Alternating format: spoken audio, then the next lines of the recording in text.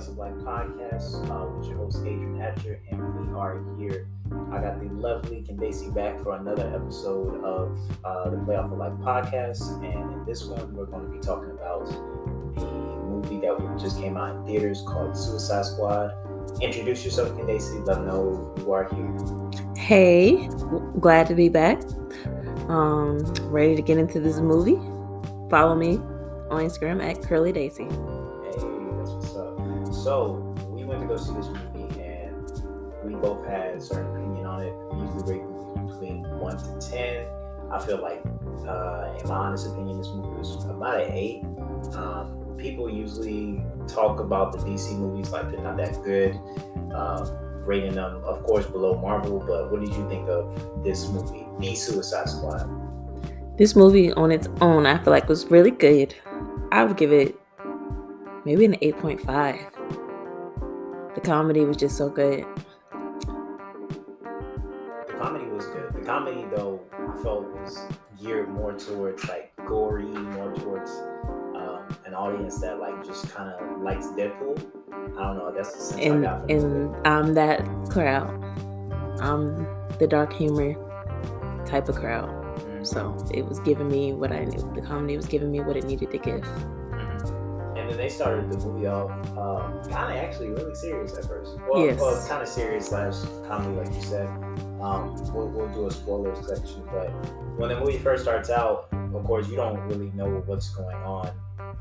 The first character we see was actually pretty interesting. Now, I don't know if this can really be a spoiler, but you know, we don't get to see him for long. But when we do see him in the movie, and we see everything from his perspective, we're thinking, okay, this is kind of cool. Like, he seems like cool, mysterious character, and main character energy. Yeah, and then of course, as soon as like the movie starts rolling and you see how the real intro of the movie is supposed to go, you're like, okay, now that makes a lot of sense.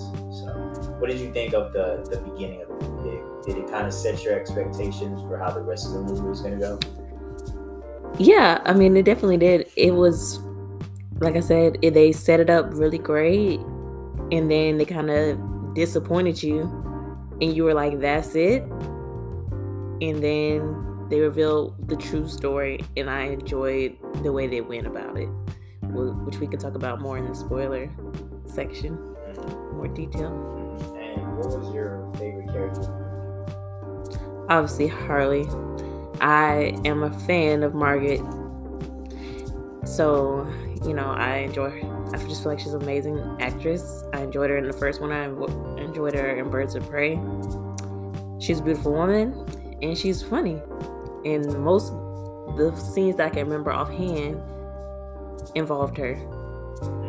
Yeah, most of like the movie revolved a lot around her arc as a character, and we already know Harley as Harley Quinn. We already know Margot Robbie as Harley Quinn, but I was really entertained with different routes they took with her character arc in this movie. We already know who she is from movies like the first Suicide Squad and Birds of Prey.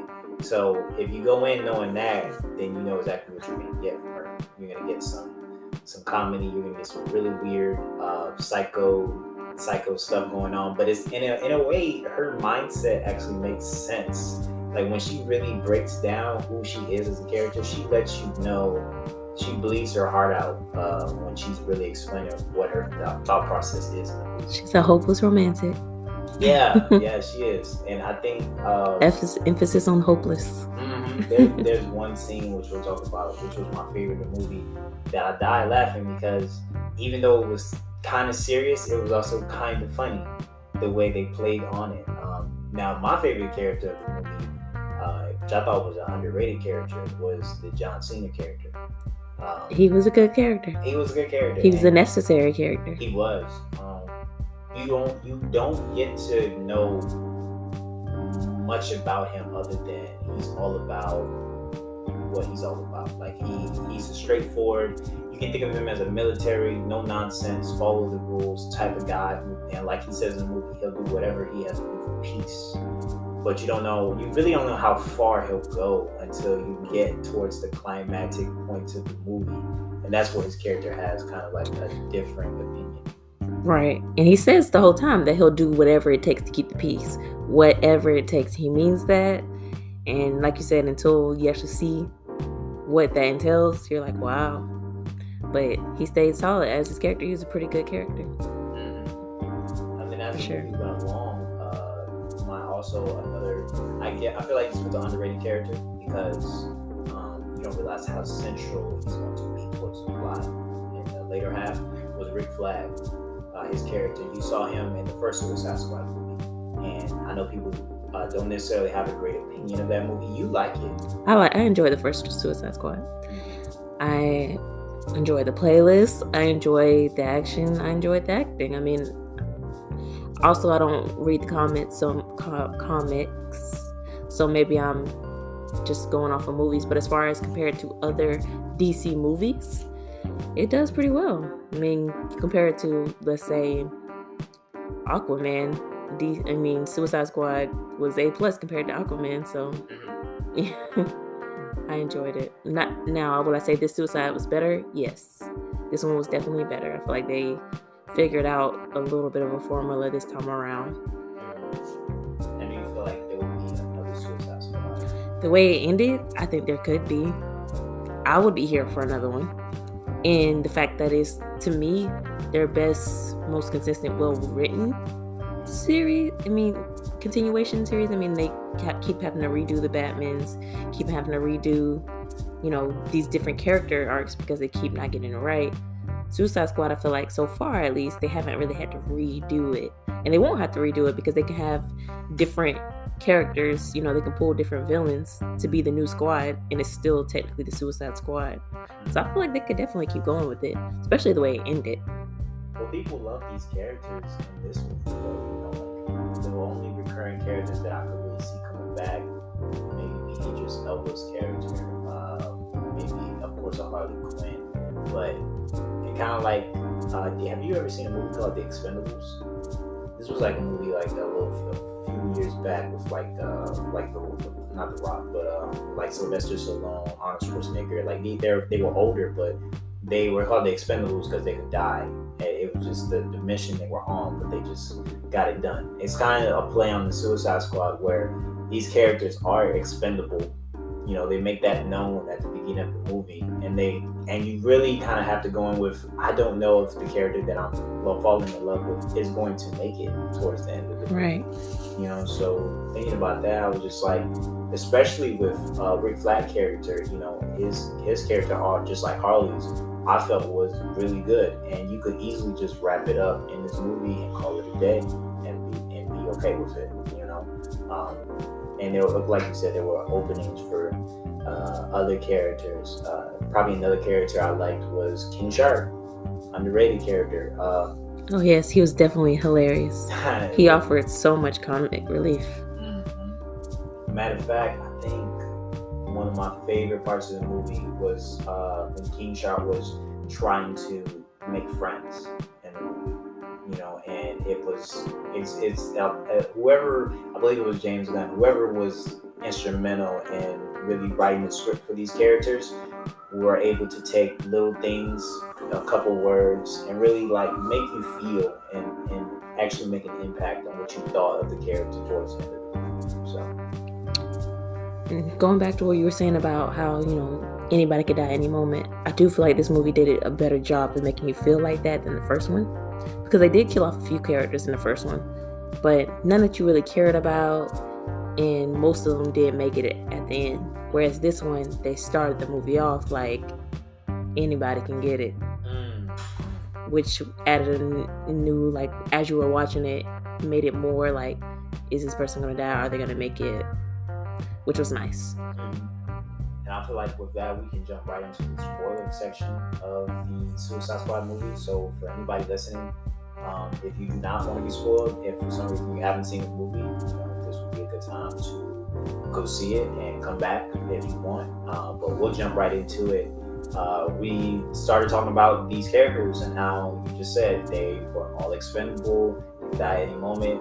The very first scenes of the movie shows that no matter what Suicide Squad Amanda Waller character puts out there, she doesn't really care. Like, they die instantly, really. they were a decoy. They stepped up on the beach, and you kind of had like maybe a 5 to 10 minute intro into recurring characters like the Boomerang guy. Right. He was from the original Suicide Squad. Right. And also there were new characters like the Weasel, the Javelin. I think there was an alien, like an orange alien girl from another planet. Yes, which her death was the most ridiculous. She completely did that to herself. Right? I thought she had, I really don't know what her power was, because she kind of just was gun blazing Rambo. Let me jump on this helicopter and fuck some shit up. And she honestly started. And she had no plan. Yeah. She started screaming. What's the guy's name? Pete. He's a comedian that is always on like SNL and stuff. The guy that betrayed him on the beach. Oh yes, he does. I forgot what his character's name was. I can't remember either. But he was also a character where I kind of looking at him, I was like, damn.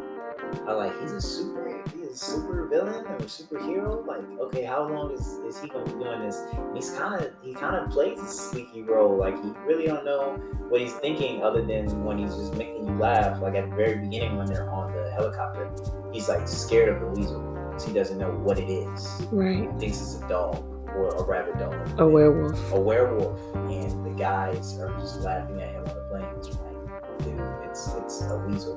Like. And then even Rick Flag explained he had like murdered or 8 children, women and children. But you're good, you're okay. He's strapped in. The fact that the weasel died not really died, but died as soon as because he couldn't swim, and nobody checked to see if the weasel could. That showed you exactly how much expendable that first team was. Nobody made sure they could swim or not. That was crazy. I died laughing immediately when they jumped out that plane, and then the guy we were talking about at the very beginning. Do you remember his character name at all? No, you don't. I don't. He was expendable, but there was a character who basically, it seemed like he had the ability to take whatever was in his hand, and he had like he could accurately throw it. Yeah, it seemed like sharpshooter type thing. Yeah, like some type of like sniper or something. Well, we didn't even see his weapon. He just had a ball. Right.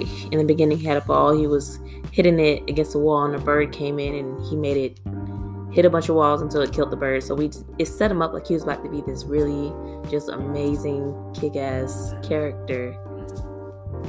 And then he watched all the people die around him, and he got scared and ran. I think it was his mindset got broken because he didn't understand that this wasn't a real Suicide Squad. He even tells Amanda Waller when she's letting him out of prison and he's signing up to go on the mission. She's like, I just need you. You have one mission. You either complete the mission or you die. All he cares about is time off of his sentence. So in his head, he's like, I'm an expert at killing or doing whatever I have to do. I'm not going to die. It's not going to be that bad. Now, when Rick Flag was with that team, it really made me question whether or not Amanda Waller wanted him to live. Because 2 of our main characters were on the first team that was a decoy on the beach. Right. And I can agree with that. It seemed like she did have it out for him. Because if that was the decoy team and she didn't even tell him, then it does not looking good. But then one can make the argument that she did send the second team to go find him. But what's the chances of him surviving that, though? Yeah, it kind of like he made it because he's good at what he does. And Harley, who made a friend early on in the movie on that first team, she made a friend with a guy named the Javelin.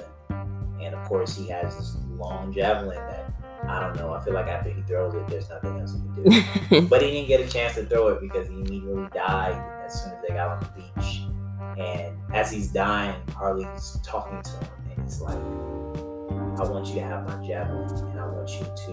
And he dies before he tells her what the purpose of the javelin is and why he's giving it to her. But we find out later in the movie, at least from Harley's perspective, why the javelin is so important. Right. And speaking of the beach and characters, one character we still haven't talked about, I think is what his name. Was it Detachable something? Oh God, I can't remember. But his name was just 2 letters. Yeah. And they were like, why's your name these 2 letters? What does it stand for? And he was like, it doesn't stand for nothing. It was just letters. Yeah. And then later we found out this stands for detachable arms, maybe, or something like that. I can't remember what the initials were. But it's hilarious. His arms come off, and basically he's just regular punching somebody, but from afar. But his arms are still weak to whatever bullets or whatever. He can still feel the pain. So it's a terrible power. And we were thinking, like, man, this is the Suicide Squad? Yeah, that was the first thing we started thinking. Really? This is what we came to see. Now, we didn't know anything going into the movie. Like, we had probably seen the preview and the trailer to the movie, but a lot of people will tell you, if you did your research going in, like if you read comic books and stuff, that the Suicide Squads, there's multiple of them. There's different characters because characters end up dying fast. Now, in the comics, I'm pretty sure his characters are cooler. In the movie, they played it as a joke because it was just like a chain of events of characters dying. Like as soon as one character died, another character would do something, and then another character would do something, and then they would die, and then their actions really just made like doom for the whole team. And then we also get to see Amanda Waller, how cold she is, because the one guy we were talking about who started the movie with the ball and he was hitting Bird, after seeing the whole team basically get eradicated, he runs for his life and he's trying to swim away, and Amanda's like, hey, I need you to stay on this beach and basically get killed. And he's not listening, like he's basically broken in his head. And she sets up the bomb. She sets it off and blows his head off. And as kind of lets us know Amanda's not playing. Like, even if you are a decoy, if you're not doing what I need you to do, then you're nothing to me. Yeah, she's a stone cold woman, man. And she does what needed to be done for our country. Can't nobody say she don't do what she feels like is best for our country. Now, there were many plot points in the movie. Let's try to get to the characters that we actually see throughout the rest of the movie. There is Idris Elba's character, I believe his name is Deadshot. They kind of draw us in, compel us with his character, because he doesn't want to be Suicide Squad. He knows exactly what the Suicide Squad is. He doesn't care about the prison time. He's there. He goes into his backstory later. But really, he's kind of just there because he wants to be there. He's basically in prison for putting Superman in the ICU. So it's like, and they throw it like a little hint in there. Like they kind of just throw it out there. Oh, he put Superman in the ICU, but he's just in a regular prison. Which kind of underrates his character. They don't make a big deal out of it. Amanda Waller likes him because she feels like she can make him a leader. In her words, that's what she thought. What do you think of Idris Elba's character? I thought it was a good character. I thought he was a great character. I thought it was a little redundant that it kind of did the whole daughter thing again. Granted, this daughter was older. This daughter was like, his dynamic with his daughter was totally different from Will Smith with his daughter. And I enjoyed Deadshot's relationship with his daughter, as far as they argued and was like just really honest with the way they talked to each other. I enjoyed that, but I did think it was kind of redundant that they did the whole daughter thing. This is why I'm doing it for my daughter once again. But I enjoyed his character. I especially enjoyed his dynamic with your favorite character, which was the Peacemaker. Peacemaker was honestly like the best antagonist for him, because they basically accomplished the same role. Like they both are natural leaders. They both have military experience. They both are trained killers, and they both are experts at what they do. And they both technically kill the same way. Like they both are very particular and very accurate with the way they kill.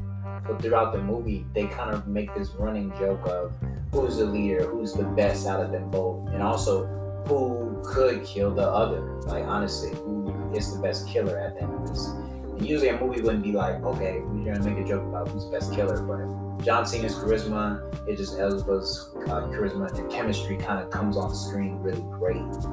There's one scene in the movie where they're still on that beach and they're both in the village, and they are killing. Of course, they're killing rebel soldiers, and they both are trying to compete with each other. Who can do it better, faster, and more efficient? And it was hilarious because you kind of get a moment where they realize, okay, we just killed all these rebels, and these were actually the people that would be on our side. So we kind of just killed our allies, but you know what? I still proved I'm better than you, so I'm cool with that. Right. That was a wonderful, wonderful scene. It made me laugh so much. And yeah, they didn't, at the end of the day, they didn't really care. It had already happened. I'm still better than you. Is basically what they proved.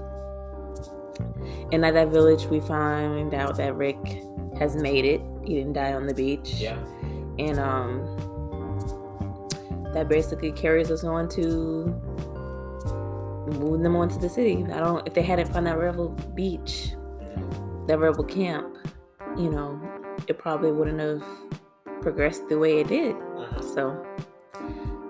And then we also have our side characters, which I actually fell in love with these characters. They actually had arcs that closed with something that I really appreciated. The Polka Dot Man.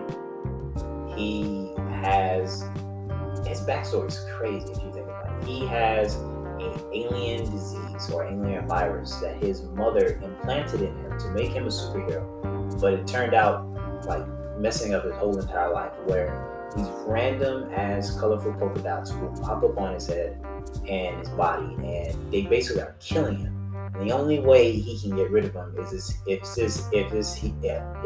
he shoots them out of his body. And these polka dots are so dangerous that they basically can disintegrate anything it touches. Right. So he tries to hold it in, and unless there's an enemy around, he tries to hold it in, and it makes him so sick and disgusting looking until he can finally no longer hold it in. And he already said that he had like 3 siblings or something like that who had already died from the disease as well. And I thought it was a very realistic character in the sense of a world like that. In a world where there are superheroes, you would find crazy people who would be obsessed with trying to capitalize on it, having their own little superhero army. And there would be people who would do that and would fail. And that's basically what his mom did. That's who the Polka Dot Man is, a failed attempt of a mom trying to capitalize off of the fact that superheroes exist. And we know people will capitalize off of anything. So I feel like it's a very realistic character to have in the movie, and a very good character. I also felt like he was mad important to the plot. You don't think so because of his personality, and he also sees his mom and all the people he kills. That's the only way he can actually shoot the polka dots at people. Because he hates his mom so much that it's what triggers him to actually like really use his abilities like that. But you really understand how important his character is when they go up against their biggest threat at the end of the movie. And also the other side character we can discuss is the rat girl. She has the ability to control rats. That's really about it. That's really what she does. Her father was an inventor, a very genius inventor, and he decided to give her, I believe it's like a technological wand that allows her to be able to contact rats and basically use them however way she sees fit. She's also mad important. Like, honestly, if any one of these characters would have died earlier in the movie as part of the Suicide Squad, I'm not sure they would have survived, because they actually had such an important role in defeating the big bad at the end. Well, maybe Peacemaker. You think so? Because he didn't actually help them defeat the big bad. That's true. He probably wouldn't have helped them at all. The plot for Peacemaker was kind of wrapped up right before they fought the big bad. The big bad just kind of showed up after his death. Peacemaker was all about the mission. Amanda Waller sends the Suicide Squad basically to destroy any evidence of a project called Project Starfish, which we find out is about an actual interterrestrial starfish, galactic. A giant Patrick. Yes, a giant Patrick that can control minds. You know how OP that has to be? I mean, it's a crazy idea that someone came up with that, but how OP, like, we on planet Earth could not survive a giant starfish that could mind controls. We have nothing to fight that thing, honestly. In the Suicide Squad, you wouldn't think they have anything either. But when they worked as a team, it all came into fruition. Yes. And backing up to the first team, Harley Quinn also survived, and she had her own little separate plot, line, or whatever. She ended up actually with what was his name? Which character? The one that fell in love with her. Oh, the El Presidente? Yes. He was the one who essentially originally wanted to use the starfish and to liberate his country or whatever he was trying to do. And he fell in love with Harley because he thought she stood for like hating America, when that's really not what she stood for. Right. She was just really a heartbroken girl who was either one, doing whatever her boyfriend told her, or doing whatever she could to make herself feel better because of the breakup, basically. And he misinterpreted that and fell in love with her in one day, and they had a whole love romantic. God, that was cool. It made it seem like they had a whole month to get this shit right. But he even tells her, "I'm a hopeless romantic," so she falls for him so quick. She, of course, the first team dies. She survives. She's captured. They take her out of prison and put her in a dress. Brings her up to his suite. He explains the whole process. I would love for you to be the queen of this that I'm building as I'm liberating this country. But honestly, more than that, I want you to actually be my wife. And he spends the whole day with her. Like literally, it was more of a political move, and then he actually falls for her. Like they have a whole scene with his giant bird cage that she loves. They're eating dinner at this really fancy place. They're doing whatever they want. They're madly in love. You can see the chemistry, and it just reaches a point which I'll let you explain because it was a funny scene. Yes. So after they've made love, and she's obviously agreed to be his bride, and he's talking about how he's going to do whatever it takes to, rule whatever he has to do. And he mentions that even if he has to kill children, and that's basically where the red flag that Harley sees. And after dealing with all that she's dealt with in the past, she's decided that any red flag she sees, she's just going to kill her boyfriend, which is dramatic. But knowing Harley, you can see why she would make the leap. Her last boyfriend, which we all know is the Joker, he didn't just let her leave. Don't see him at all. No. He's not needed though. He's not needed. And after all the backlash from the first one because of the Joker, I don't think they wanted to do. Yeah. But yeah, he mentions the kids, which is now a soft spot for Harley, especially after Birds of Prey, when she had the little girl, and she loved the little girl. So that was a red flag. So she killed him straight like that, and no remorse. And she was like, "I'm sorry, I had to do what I had to do. It was a red flag, and I'm giving my pass. I couldn't just break up with you." I'm telling you, when he's explaining his love, and it slowly transitions into now that I know I have you, we can rule this world together. We can kill, and we can do what we must do in order for us to rule this country and the world eventually. And it's slowly you can see the evil of his heart really slipping into what he's saying and verbally explaining. And as he turns around, Harley just shoots his ass dead in the. I'm talking about. I jumped for a second. Whoa, what just happened? And then when you see it's Harley, she starts to explain. Look, I've been through this, like you said. I can't go through this again. I know I have bad taste in men, and I can't let you live knowing that you want to do this to people. So there's good in Harley. They obviously show there's good in Harley. Now you may disagree. I think that it shows that Harley, in that moment, I don't think she was doing it for the good. I think it was just on, if I just break up with you, you may try to come after me, and I can't have that. So it was more like a selfish decision. It was a this is going to be a toxic relationship, but I don't want to talk.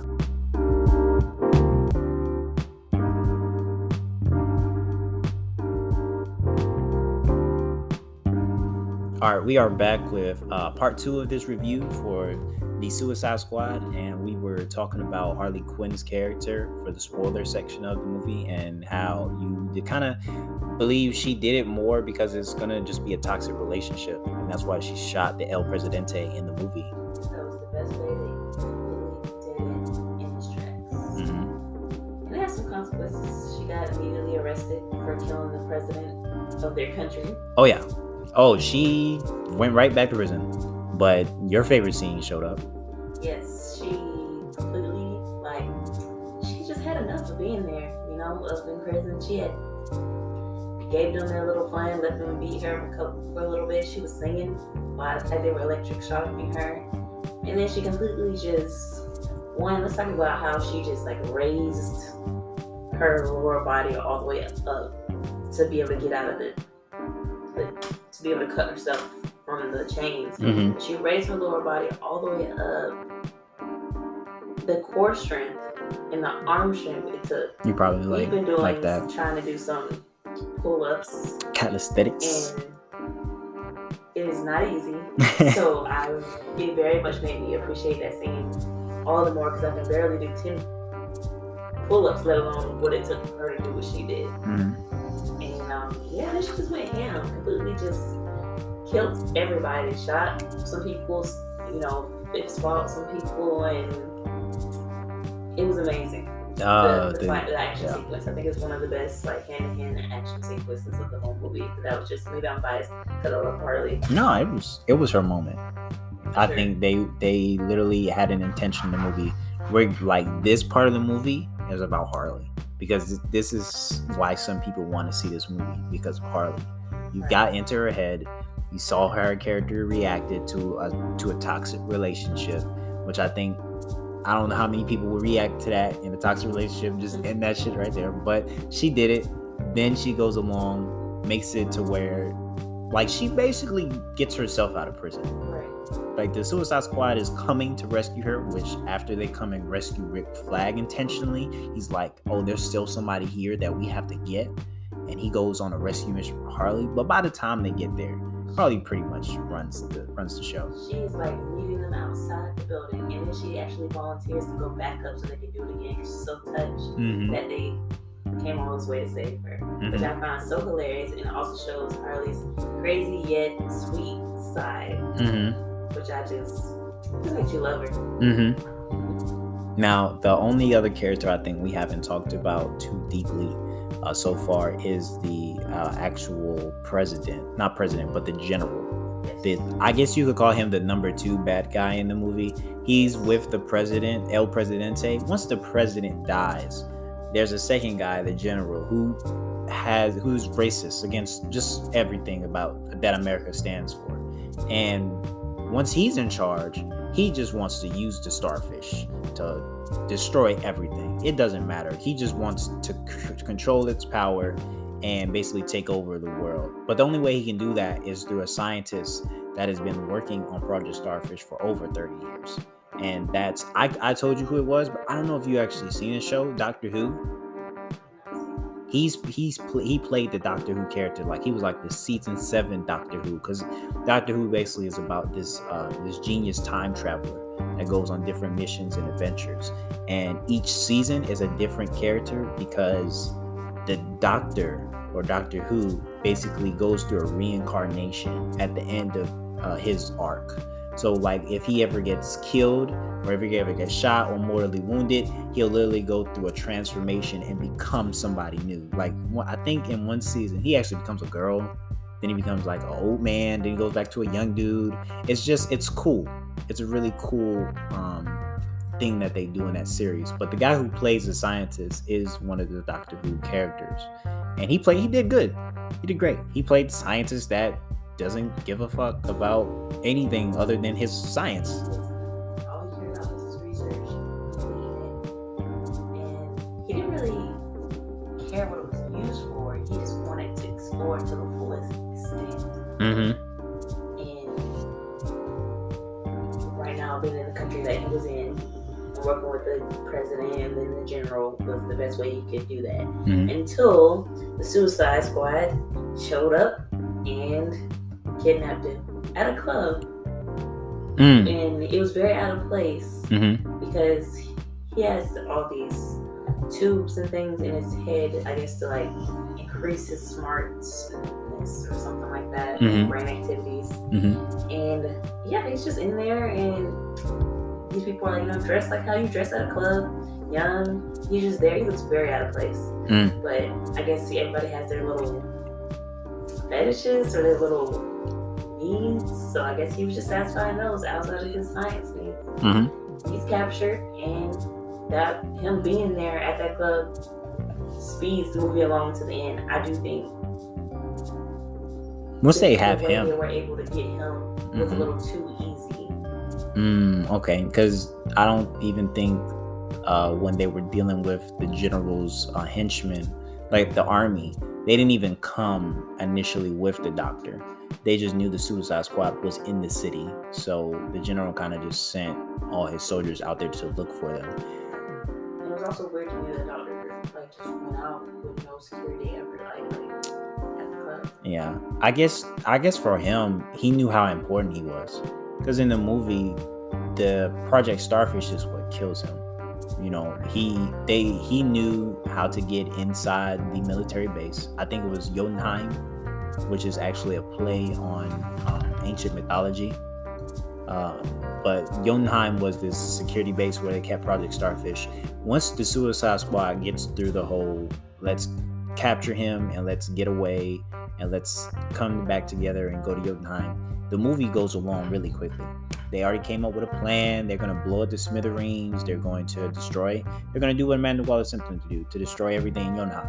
Now, this is where the team split, though, because this is where the dynamic of the team kind of breaks apart. Rick Flag initially goes with the doctor, Peacemaker, and the Rat Girl, and they go and they actually see what Project Starfish is all about.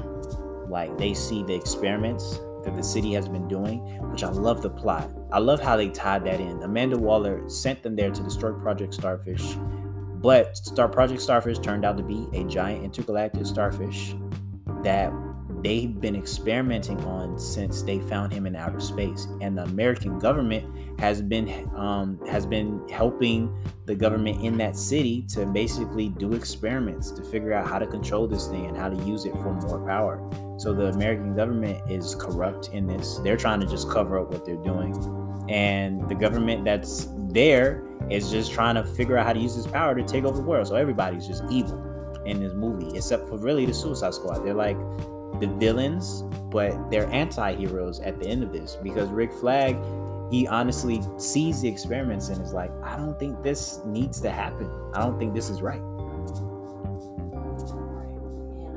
Him and the Rat Girl both make the decision that I'm going to do what it takes to save this hard drive, which the Peacemaker cannot handle. He feels like it's going to cause chaos. International chaos, like you said. Yes, and he's all about keeping the peace. So he gets in a scuffle with Ric Flair, and that's the last movie Ric Flair will be in. Because the Peacemaker comes out on top. Now that fight was kind of underrated, because Rick Flag, I didn't see what he was so good at, but even Peacemaker has respect for Rick Flag. Rick Flag had been in missions that protected the country. He'd been in like these top secret organized missions where he was a leader, and him being the leader of the team, you really get to see how important that is, not only to Peacemaker, but for the rest of the Suicide Squad after his death. Peacemaker, like you said, kills Rick Flag, and then as soon as he's dead, the Rat Girl steals the hard drive, and Peacemaker's trying to basically kill her.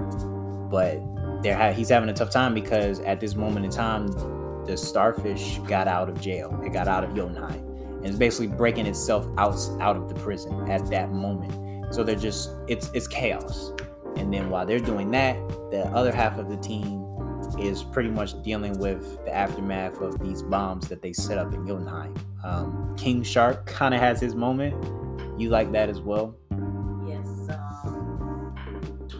Well, there's the really cute moment with the fish that are like falling around, and he's in this little aquarium. They're falling around. What you before thought? The bombs went off. And it's so cute. And he thinks they're his friends, and then the bombs go off, and these fish are attacking Eating his ass. him. And so he's trying to fight out the fish. The building is falling. He's not able to save himself, so he falls. But because he's a shark, I guess he's indestructible in a way. Basically. That's what I guess they try to explain it. And so he survives the fall, and he is just so mad. And from the whole thing that happened with the little fish. So yes, there's also this army out there. He doesn't like them either, but he's really just mad from the fish. So he's just going around and messing up everybody down there. Like he goes on his one-man mission to ruin the army. Really, Project Starfish was their biggest threat. I feel like throughout the movie, they were the army was kind of just in their way. But if they had like a mano fight, I really feel like this Suicide Squad will come out on top. For sure. I mean, Harley Quinn already took out, like, by herself, took out probably at least 20 guys. So the army would have been nothing against the squad. But then that fish came out, the starfish came out, and the army saw it, and then they were like, ooh, let's run. Yeah. Oh, well, did they? No. Some of them. Some people were running after Yes. he started fucking them up. The starfish was kind of like, oh shit. Suicide Squad started running. For sure. Because they knew it was up. Yes.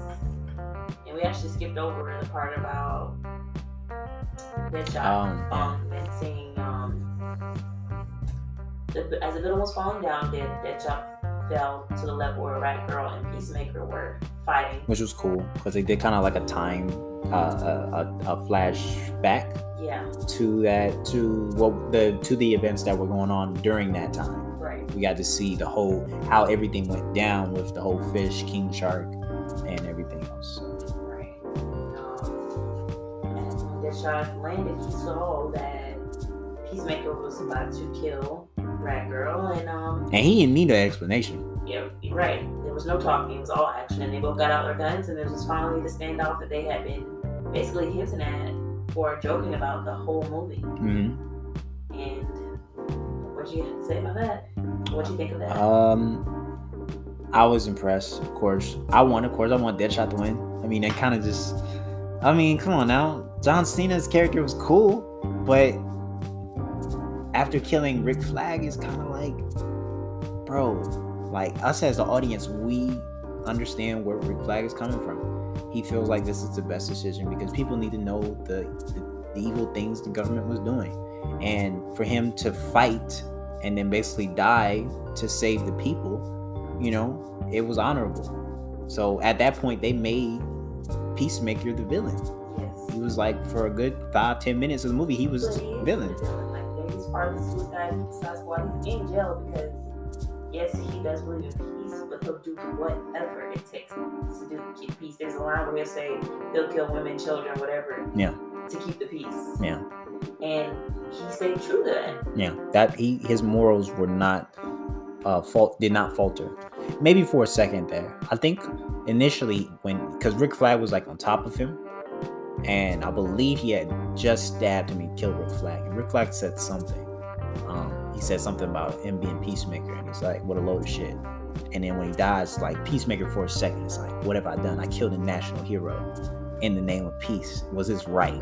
But he's gone too far now. Yes, and then he immediately tries to kill right now. Yes, in the name of peace. That's all Peacemaker's about. Yes. So, yes, Deadshot kills Peacemaker.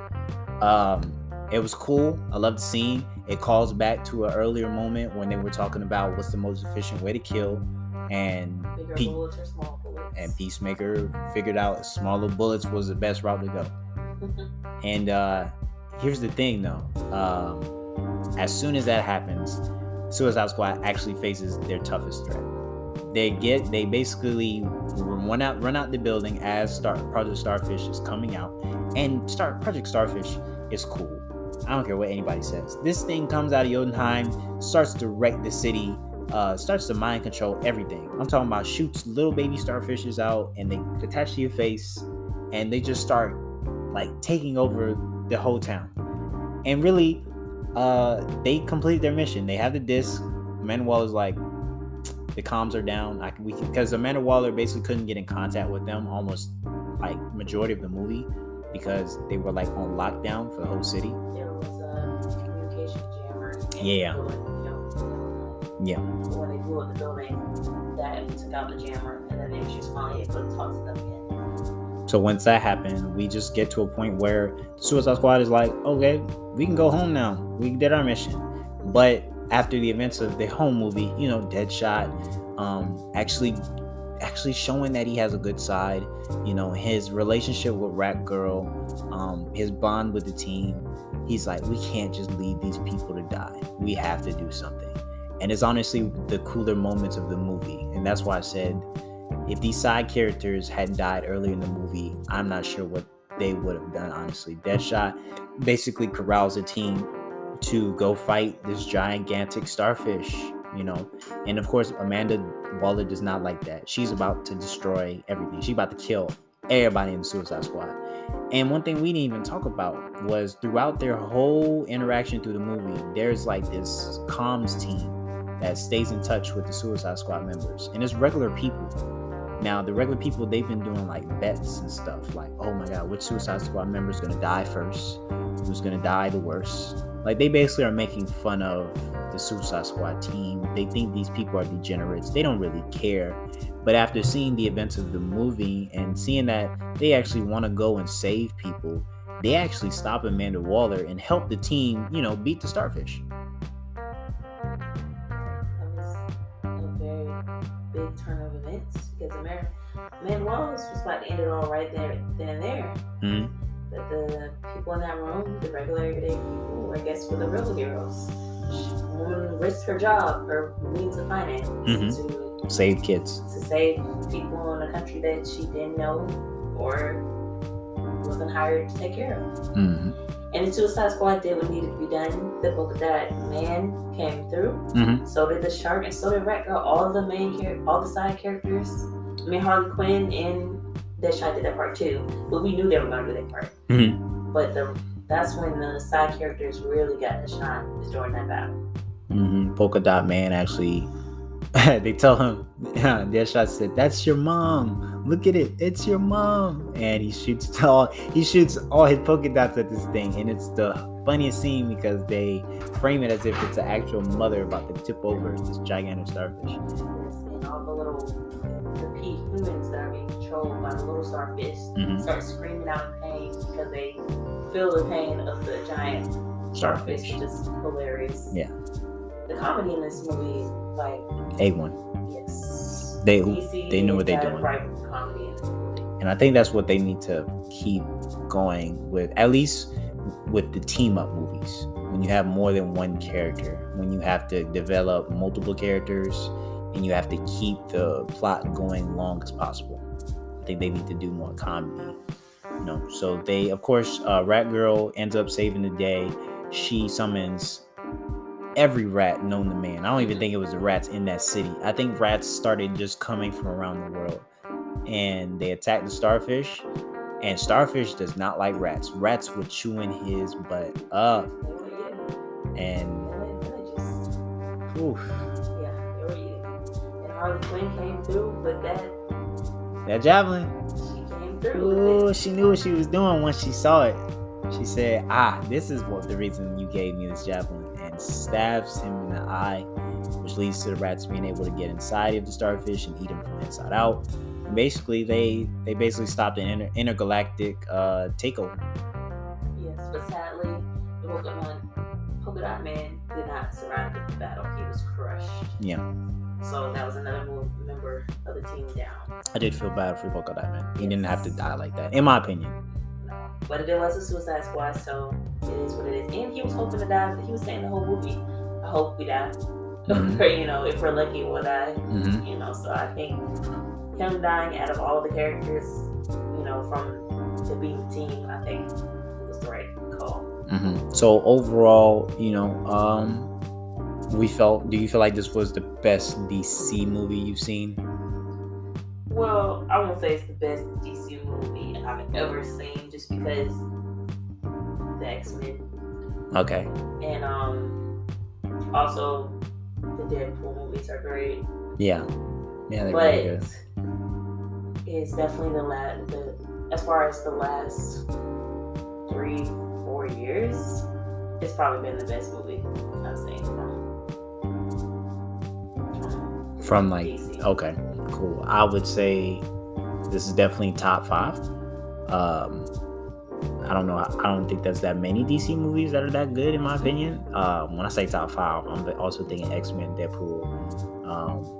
I'm thinking about. I was actually a fan of Batman v Superman at one point in time. So that may like get a downgrade, and like the Suicide Squad may jump ahead of that as my 5th movie. I liked it. I think DC still has a ways to go to catch up to the success of Marvel, but I think being the company that DC is and all the characters they have, they'll eventually find their own niche. It's kind of like just a power struggle. Marvel's in the lead just because Marvel just has done a better job, but I truly feel like DC is going to start making consistent quality movies back to back, and people are going to start having a conversation about which company is better in terms of movie making. I'm here for it. I'm ready for it. DC, they got some really great characters that I would love to see, shine brightly, not dimly, as they've been doing. But would love to see it, and I hope we get more of great movies from them. I really am. Definitely hope we get to see more of Harley. Mm-hmm. I think there's still so much they could explore with her. Mm-hmm. Definitely would love to see Poison Ivy pop up in a movie with Harley. But we'll see. We'll be there to see if they make a second one or if they branch off from here. I know they'll probably somehow tie it to past characters. I feel like that's the best idea to have at least a nod or a cameo from a character from another movie. I feel like that brings nostalgia to a lot of the movie's characters throughout the plot. So that's our review of the Suicide Squad. If you like what you hear, just continue to keep following the podcast. Now we are officially on YouTube. We're on YouTube, Playhouse of Life YouTube channel.